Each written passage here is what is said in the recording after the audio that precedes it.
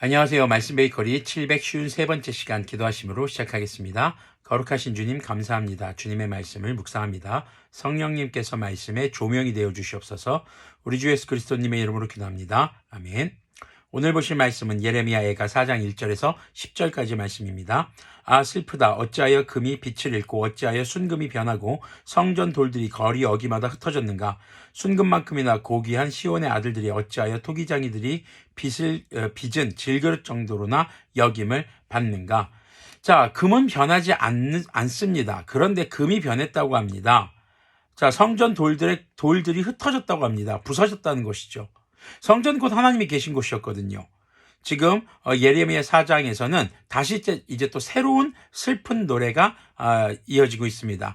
예레미야 애가 같은 경우는 총 5개의 슬픈 노래가 이렇게 연달아 나오는 것입니다. 그래서 각 장별로 각각의 독립적인 기록이라고 우리가 봐야 할 것입니다. 자, 당시에 예루살렘 성 사람들은 오해를 하고 있었습니다. 어떤 일이 있어도 예루살렘은 무너지지 않는다. 그리고 하나님께 선택받은 유대인들은 절대로 하나님께서 버리지 않는다라는 오해를 하고 있었죠. 마치 금이 변하지 않는다라는 것처럼 이건 기정사실이라고 생각한 겁니다. 하지만 금이 변했다라는 것은 진짜 금이 변해서 그런 것이 아니라 바로 그들이 생각하고 그들이 굳건하게 믿어왔던 그 상황이 변했다라는 겁니다. 존귀한 하나님의 자녀였던 유다 백성들이 결국에는 흩어지고 부서지고 질그릇 정도로 그냥 하찮은 존재로 전락해버린 것이죠. 무엇 때문에요? 하나님의 심판 때문이었습니다. 3절 계속 보면요. 들깨들도 제 새끼에게 젖을 물려 빨리는데 내 백성의 도성은 사막의 타조처럼 잔인하기만 하구나. 이 당시에 타조라는 동물이 모성애가 없는 동물로 알려져 있었습니다. 그러니까 들깨들도 자녀를 보살피고 먹이는데 지금 이 예루살렘에 남겨진 사람들의 모습을 보면 좀 자녀들을 전혀 돌보지 못하는, 그러니까 그들이 잔인해서가 아니라 그만큼 그들이 굶주렸고 자녀마저도 돌볼 여유가 하나도 없는 그런 상태라는 겁니다.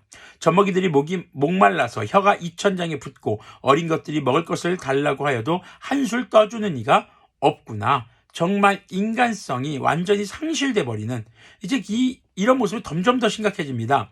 지난날 맛있는 음식을 즐기던 이들이 이제 길거리에서 처량하게 되고 지난날 색동옷을 입고 자라던 이들이 이제 거름더미에 뒹구는구나. 색동옷이라는 것은 이제 아주 고급 염료로 물들인 옷을 말합니다. 그러니까 굉장히 비싼 명품 옷이겠죠. 그런 부귀영화를 누리던 사람들인데 이제는 거름더미 똥 위에서 그냥 잠자고 있구나. 그냥 누워있구나. 한마디로 완전히 인생이 바닥까지 떨어진 겁니다. 인성마저도 상실됐습니다.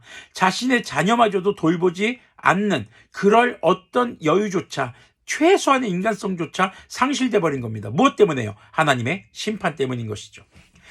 예전에는 저 소돔성이 사람이 손을 대지 않아도 순식간에 무너지더니 내 백성의 도성이 지은 죄가 소돔이 지은 죄보다 크구나. 아브라함 시대 때 소돔성을 생각해 보면 좋겠습니다. 하나님의 심판으로 소돔성이 무너지고 심판을 받았죠. 그런데 예루살렘성 사람들의 죄가 소돔보다 더 크다라고 지금 예레미야는 탄식하고 있습니다.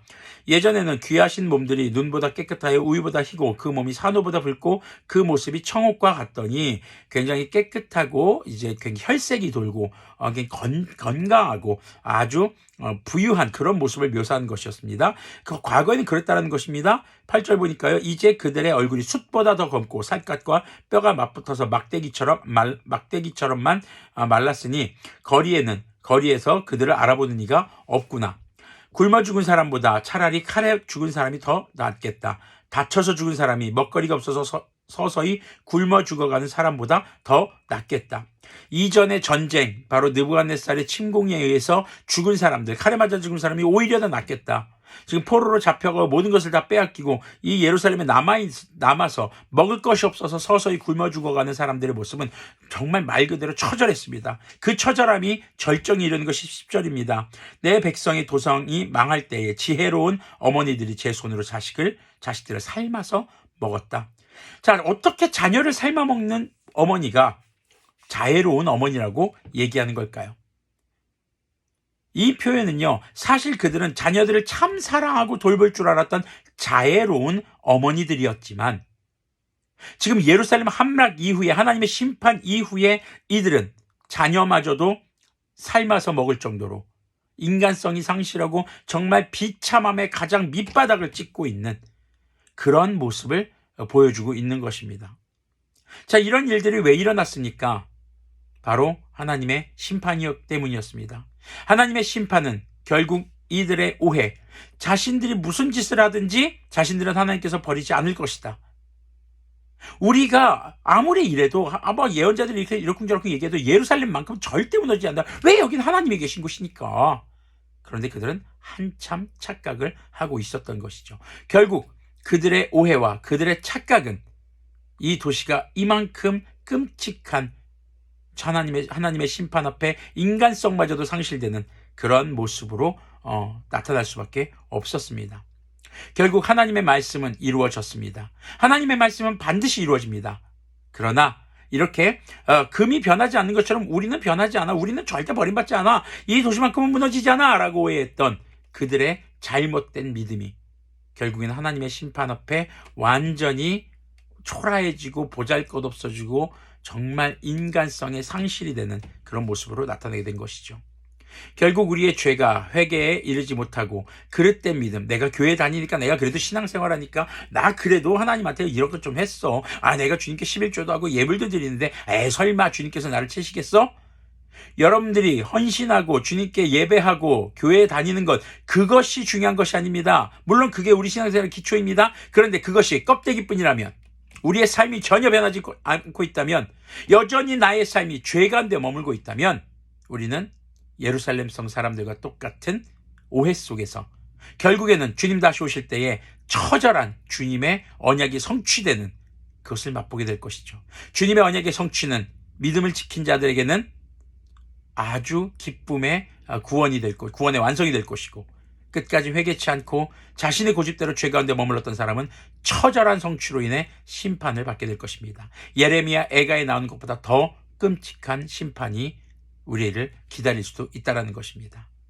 교회를 다닌다고, 예배를 지난 주일에 예배했다고, 여러분들 하나님을 믿는다라는 착각 속에서 우리가 좀 벗어나기를 소망합니다.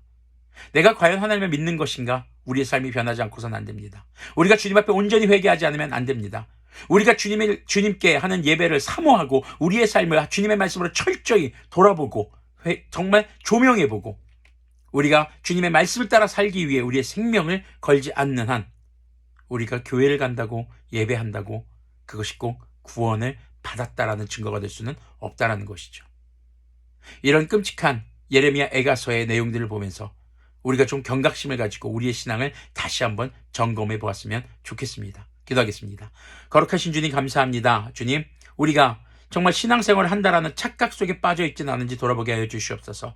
주님께서 원하시는 모습, 우리가 주님의 말씀을 읽지도 묵상하지도 않으면서 그저 교회 가고 예배만 참여한다고 생각하며 구원받았다라는 착각에 빠지지 않도록 하여 주시옵소서.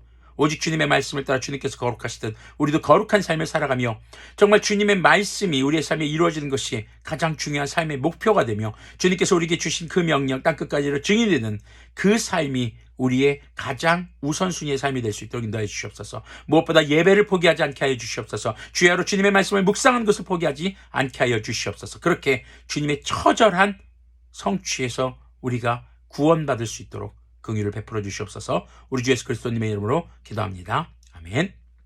오늘도 우리의 신앙을 다시 한번 주님의 말씀으로 조명해 보며 점검해 보기를 소망합니다.